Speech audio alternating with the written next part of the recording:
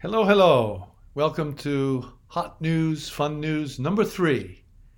Today we have some really interesting stories, and yeah, let's sink our teeth into them and see what we have. Okay, the first story is about a young boy named Logan Wells, who has done something really amazing for his grandmother and actually for all elderly people who suffer from dementia. Um, and that's kind of what happened to Logan's grandma, whom he calls Nanny. Um, when when when when Logan was young, his grandma used to take very very good care of him. Used to teach him cooking and just spent a lot of really loving time with him. But maybe 10 years later, she got older and she was suffering from dementia. And Logan was really at a loss because the worse it got, the more difficult it was, not only for his family, but for professionals to take care of his poor grandmother. And this really bothered him. So he decided to do something about it. And what he decided to do was to create an app called CareZare. Um, and at the time when he started doing this, he was still a young teenage boy, um, only 15 years old. And the thing that he noticed was that there was just no way for all of these um, healthcare professionals to coordinate things. There was nothing that existed that they could use effectively. For example, to leave notes for one another, to communicate with one another in one space. And he quickly saw the need for an app that could do just that. And so, along with the help of his father, Eric, he got together and started to design an app that would bring all the elements together that would make it much easier for the people that were taking care of his grandmother to do it more effectively. And so that's what he came up with. For example, the app includes notes, space for notes, leaving notes for one another, um, calendars, medicine, different things like this that seems like common sense, but apparently until then nothing really existed. So they got the concept laid out and then went and hired local professionals to put the app together. And it took 4 years, but guess what? Now the app is up and running. You can download it from Apple or from Google Play, and it's free for individuals. For organizations, it's available at a fee, but a very low fee, very reasonable fee.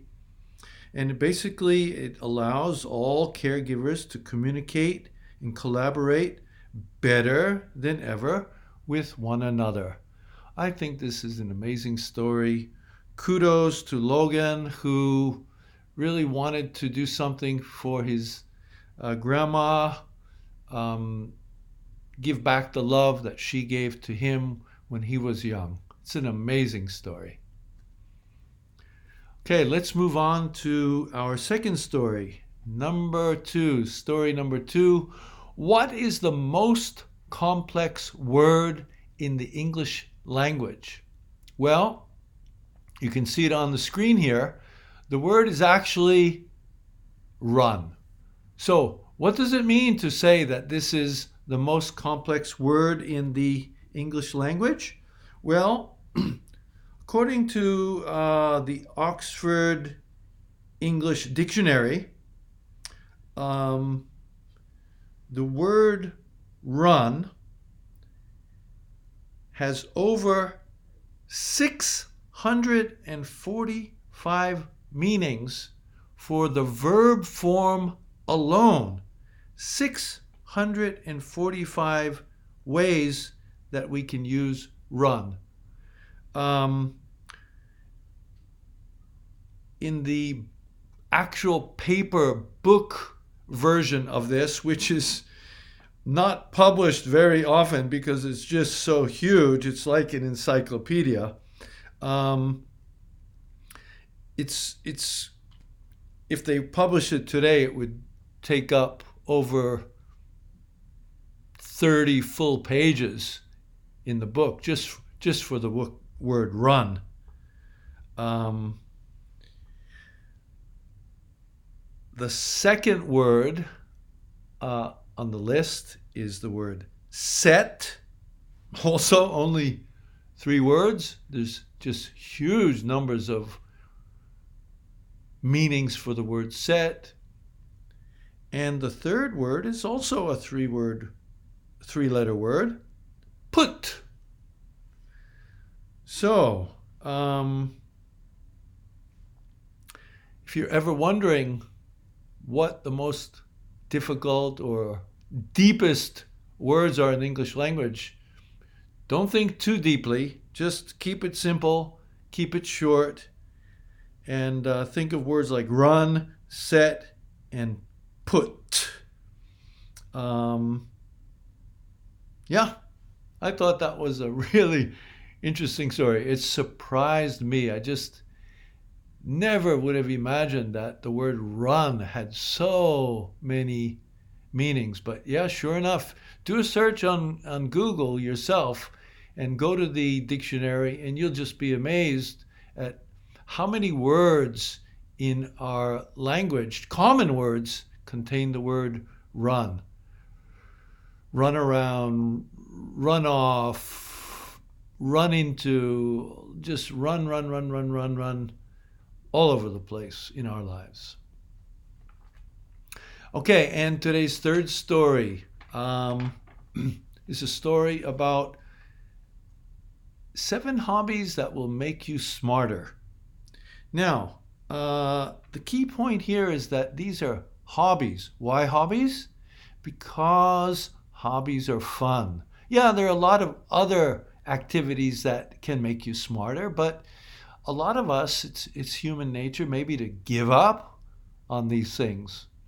But because they are hobbies and because they are enjoyable, we're going to keep doing them. So, as we get older, step by step, you might want to think about taking up some of these hobbies. So, the first one is playing a musical instrument. Yeah. I think it's pretty self-explanatory. I don't know how easy or difficult it is to start playing a musical instrument when you get a bit older, but I have a good friend, Norman, who tells me that he has started to play the classical guitar. That amazed me. He also plays golf, but these are things that he's taken up later in life. He's in his mid-60s. So it can be done for sure. Number 2 is reading. And guess what? Reading anything is okay. So I don't know what the word anything means, but I mean, I guess manga, books, magazines, the back of cereal boxes, whatever. Just reading a few times a week will make a big difference in your life. Of course, yeah, if you love reading novels, that's probably even better. But yeah, enjoy it. That's the key point again, right? Enjoy it. So if you like reading mysteries or thrillers, or if you like reading nonfiction, yeah, get to it and keep doing it, because it's going to make you smarter. And this is great for us as we get older. But young people too, keep it in mind. Reading is good for you. Okay, 3, exercising regularly. Well, okay, you don't have to be a gym member to exercise. This can mean exercising at home, doing sit-ups, push-ups. If that sounds like it's not interesting or enjoyable, how about jogging? If you don't like jogging, how about walking? Whatever you do to get your body moving, any kind of exercise, it's going to help. It's going to make you smarter. Number 4, learning a new language. Wow. How many of us can speak more than our native tongue? Yeah, I speak English. I also happen to speak Japanese. I'm not absolutely fluent, but I'm pretty good at it. And yeah, I think I can imagine how being able to speak Japanese has helped me to become a smarter person. I studied French in high school. I don't speak much French now, but I think if I wanted to take it up again, I probably could. And yeah, it would be a great benefit to me. So think about that, starting to study a language. These days, because of the internet, it is not that difficult to start studying a new language. Here's another one. Work out your brain. The little photo I have here on the screen you can see is Sudoku. That's an example of working out your brain. Puzzles, board games. What kind of board games? Well, for example, I love chess. I love to play chess. I even have another YouTube video series called Fun Chess Bad Player. That's me. Check it out if you get a chance. But chess is a great. You don't have to be an expert at chess to enjoy chess. And guess what? Playing chess is going to make you smarter. Also, card games. Yeah, lots of people like to play cards. And even things like video games. Sure.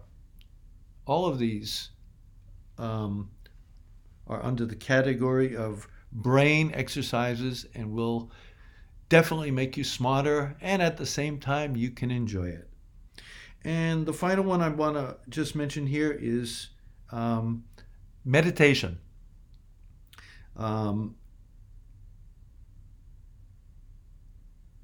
And I guess this is recommended by none other than the Dalai Lama, who thinks that meditation helps you to not only make you smarter, but learn control and help you to focus on things in life. So I can definitely understand how meditation might help. I'm not into meditation myself, but after reading this article, I think I might, check it out. It's as long as I'm enjoying it, and that's going to be the key. As long as you enjoy all of these, you're going to be able to become a smarter person, and that's not bad, is it? Well, thanks again, everyone. I will see everyone again next time. Thanks a lot. This is Larry. See you next time.